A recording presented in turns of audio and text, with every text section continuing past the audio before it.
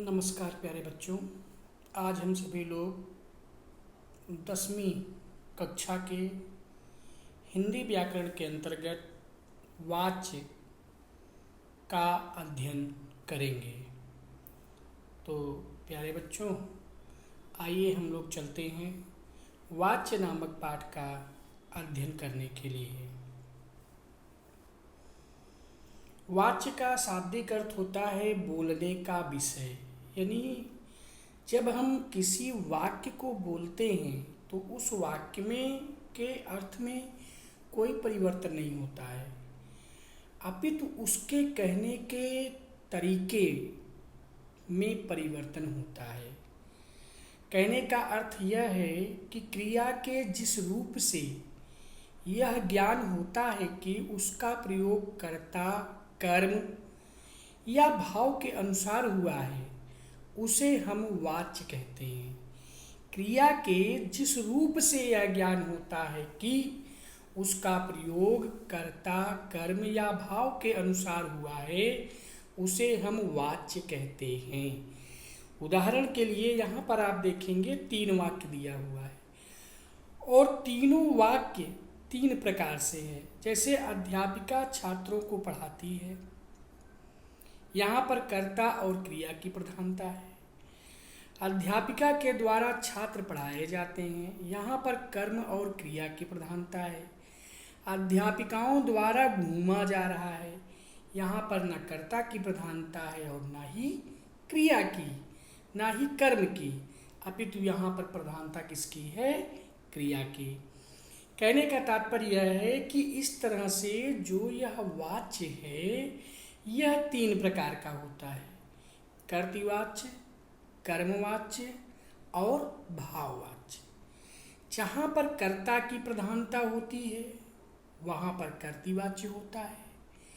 जहाँ पर क्रिया कर्म की प्रधानता होती है, सिर्फ कर्म की प्रधानता जहाँ पर होती है वहाँ कर्मवाच्य होता है।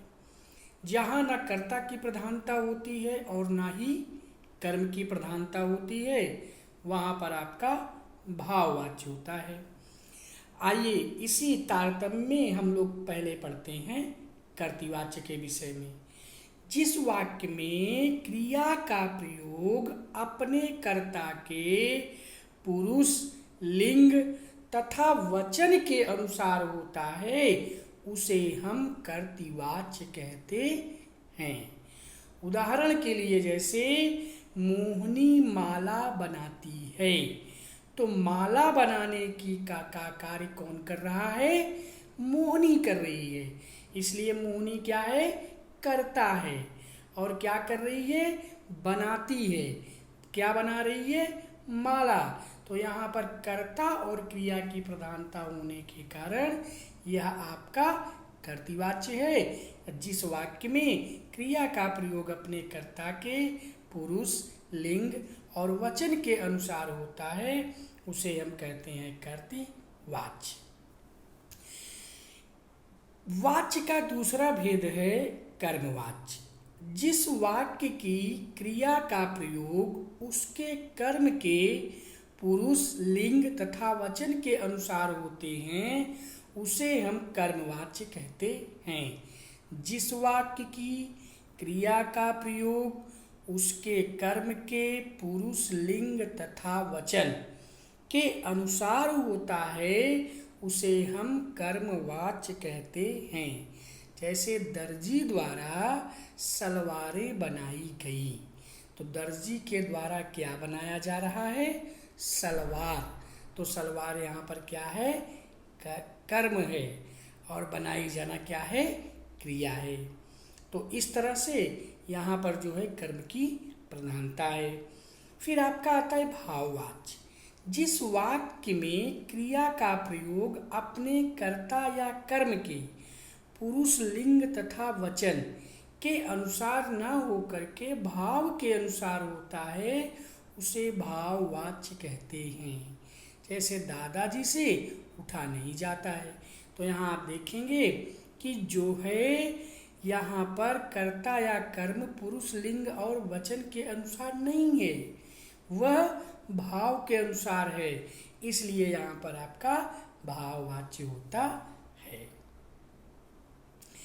प्यारे बच्चों, ये आप देख रहे हैं आपके सम्मुख ये पेपर है जो 2020 के 10वीं कक्षा में आया हुआ था, और इसमें नीचे दिया हुआ है निर्देशानुसार वाच्य परिवर्तन कीजिए। इनके विषय में चर्चा हम बाद में करेंगे, पहले हम वाच्य को पढ़ लेते हैं। अब आइए हम लोग चलते हैं अभ्यास कार्य की ओर। कर्तृवाच्य से कर्मवाच्य में कैसे बदला जाता है, अब हम लोग इसके विषय में अध्ययन करेंगे।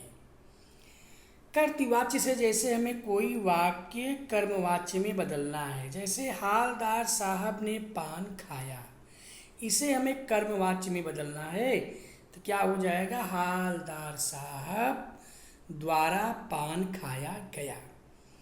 मरीज पानी नहीं पी सकता, मरीज से पानी नहीं पिया जा सकता। अब आप गाना गाएं, अब आपके द्वारा गाना गाया जाए। कुम्हार मिट्टी से बर्तन बनाता है, कुम्हार द्वारा मिट्टी से बर्तन बनाए जाते हैं। कवित्री ने कविता पाठ किया, कवित्री द्वारा कविता पाठ किया गया। गायिका ने मधुर गीत गाए, गायिका द्वारा मधुर गीत गाए गए।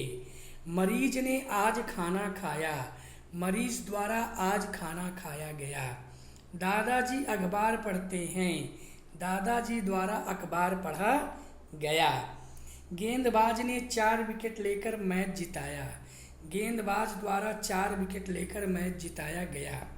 माँ ने खाना पका लिया, माँ द्वारा खाना पकाया गया। सच्चे मित्र विपत्ति में मदद करते हैं, सच्चे मित्रों द्वारा विपत्ति में मदद की जाती है। बाल गोविंद भगत प्रभातियाँ गाते रहे, बाल गोविंद भगत के द्वारा प्रभातियाँ गाई जाती थी। छात्र पाठ याद करते हैं, छात्रों द्वारा पाठ याद किया जाता है। इस तरह से प्यारे बच्चों आप कर्तृवाच्य को कर्मवाच्य में बदल सकते हैं। अब भाववाच्य से कर्तृवाच्य में कैसे परिवर्तन होगा। मुझसे इस पेड़ पर नहीं चढ़ा जाएगा, इसका जब हम कर्तृवाच्य में परिवर्तन करेंगे तो बन जाएगा हमारा मैं इस पेड़ पर नहीं चढ़ सकता। मुझसे तुमसे बर्फ से शीतल पानी नहीं नहाया जाएगा, तुम बर्फ से शीतल पानी में नहीं नहा सकोगे। ऐसी सर्दी में रात भर कैसे बैठा जाएगा, ऐसी सर्दी में रात भर कैसे बैठोगे। कुत्तों द्वारा जोर से भौंका जा रहा है, कुत्ते जोर जोर से भौंक रहे हैं। कुत्ते के द्वारा बिल्ली के पीछे भागा जा रहा है, कुत्ते बिल्ली के पीछे भाग रहे हैं। घायल सैनिक से बोला भी नहीं जा रहा है, घायल सैनिक बोल नहीं पा रहा है। उसके द्वारा पार्क में प्रतिदिन दौड़ा जाता है, वह पार्क में प्रतिदिन दौड़ता है। इस घने जंगल में सारा दिन कैसे बिताया जाएगा, इस घने जंगल में सारा दिन कैसे बिताएंगे। घायल हंस से उड़ा नहीं गया, घायल हंस उड़ नहीं पाया। विधवा से रोया भी नहीं जा सका, विधवा रो नहीं सकी। इस तरह से आपने यहाँ पर भाववाच्य से कर्मवाच्य में बदलना सीखा। अब हम यहाँ पर कर्मवाच्य से कर्तृवाच्य में बदलना सीखेंगे। कर्मवाच्य में जैसे किसान द्वारा खेत में खाद डाली जाती है, कर्तृवाच्य में क्या हो जाएगा, किसान खेत में खाद डालते हैं। एडिसन द्वारा बल्ब का आविष्कार किया गया, एडिसन ने बल्ब का आविष्कार किया। लोगों द्वारा मंत्री का स्वागत किया गया, लोगों ने मंत्री का स्वागत किया। नेताजी द्वारा अदालत में गवाही दी गई, नेताजी ने अदालत में गवाही दी। मुझसे यह वजन नहीं उठाया जाएगा, मैं यह वजन नहीं उठा सकता। रमा द्वारा बुढ़िया को सड़क पार कराई गई, रमा ने बुढ़िया को सड़क पार कराई। मंत्री द्वारा सड़क का उद्घाटन किया गया, मंत्री ने सड़क का उद्घाटन किया। पुलिस द्वारा लाठीचार्ज किया गया, पुलिस ने लाठीचार्ज कर दिया। फादर द्वारा रिश्ते बनाकर तोड़े नहीं जाते। फादर रिश्ते बनाकर तोड़ते नहीं। छात्रों को प्रार्थना स्थल पर इकट्ठा किया।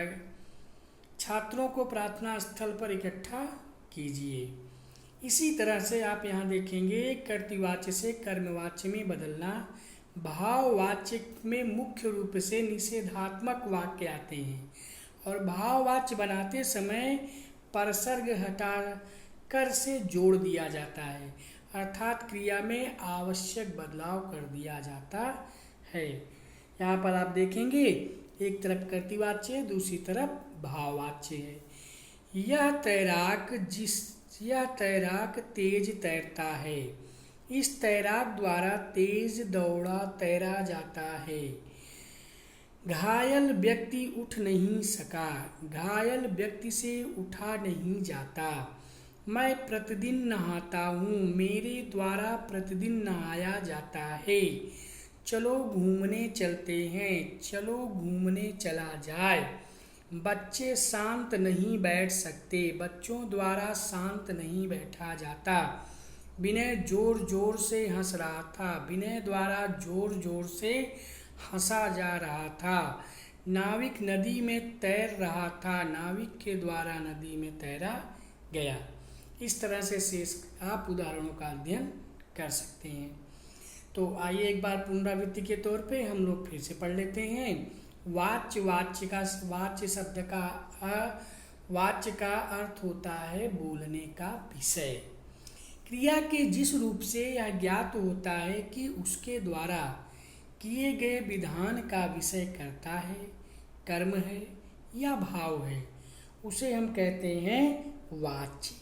क्रिया के जिस रूप से यह ज्ञात होता है कि कर्ता के बोलने का विषय करता है, कर्म है या भाव है, उसे हम कहते हैं वाच्य। दूसरे शब्दों में क्रिया के जिस रूप से यह ज्ञात हो कि उसके प्रयोग का आधार कर्ता, कर्म, भाव या वाच्य है, उसे हम वाच्य कहते हैं। कर्तृवाच्य, कर्मवाच्य और भाववाच्य के भेद से वाच्य के 3 भेद होते हैं। क्रिया का मुख्य संबंध कर्ता के साथ जब होता है तो वहाँ कर्तृवाच्य होता है, और क्रिया के मुख्य संबंध जब कर्म के साथ होता है तो उसे कर्मवाच्य कहते हैं। क्रिया का मुख्य संबंध जब भाव के साथ होता है तो उसे हम भाववाच्य कहते हैं। कर्तृवाच्य में जिस वाक्य में कर्ता की प्रमुखता होती है, अर्थात क्रिया का प्रयोग कर्ता के लिंग, वचन, कारक के अनुसार होता है और इसका संबंध सीधे कर्ता से होता है, उसे हम कर्तृवाच्य कहते हैं।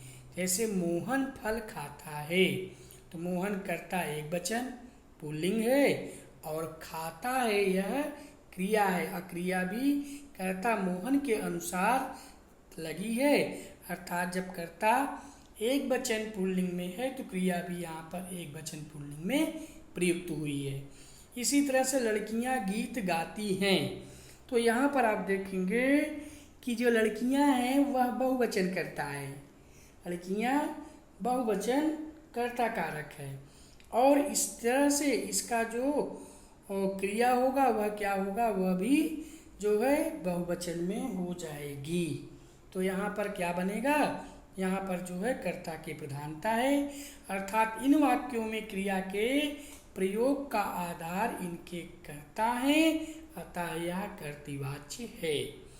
कर्मवाच्य जिस वाक्य में कर्म की प्रधानता होती है तथा क्रिया का प्रयोग कर्म के लिंग, वचन और पुरुष के अनुसार होता है और कर्ता की स्थिति में स्वयं कर्म होता है, वहाँ कर्मवाच्य होता है। जैसे यह कहानी मेरे द्वारा सुनी गई, तो कहानी ये क्या है, ये कर्म है, एक वचन में है, ठीक, और स्त्रीलिंग है। इसी तरह से मेरे द्वारा यह कर्ता पुल्लिंग है लेकिन प्रधानता किसकी है, कहानी की है। लिखी गई यह भी क्या है, यह एक वचन स्त्रीलिंग है। तो जो क्रिया का प्रयुक्त हो रही है यहाँ पर वह कर्म के अनुसार प्रयुक्त हो रही है, ना कि कर्ता के अनुसार। इसी तरह से दूसरा उदाहरण है, मालिन द्वारा हार बनाया जाता है। तो यहाँ जो मालिन है वह कर्ता एक वचन स्त्रीलिंग है, लेकिन प्रधानता किसकी आ रही है यहाँ पर? हार की, क्योंकि जो क्रिया है वह जो है किसके अनुसार प्रयुक्त किया जा रहा है? कर्म के अनुसार। जैसे हार यहाँ पर क्या है? कर्म एक वचन पुल्लिंग। उसी तरह से क्रिया भी यहाँ पर क्या है?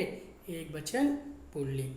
तो इस तरह से अब हम चर्चा करेंगे भाववाच्य की। जिस वाक्य में क्रिया का प्रयोग अपने कर्ता कर्म के पुरुष लिंग तथा वचन के अनुसार ना होकर भाव के अनुसार होता है उसे हम भाववाच्य कहते हैं। जैसे दादाजी से उठा नहीं जाता है, तो दादाजी यहाँ पर क्या है? कर्ता है, और नहीं उठा जाता है, ये क्या है? आपका भाव है। अब भाव के अनुसार क्रिया का प्रयोग किया गया है।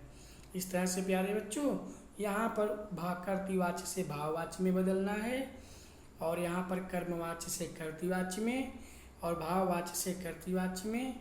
इसका अध्ययन आपको स्वयं स्लाइड से देख करके कर लेना है।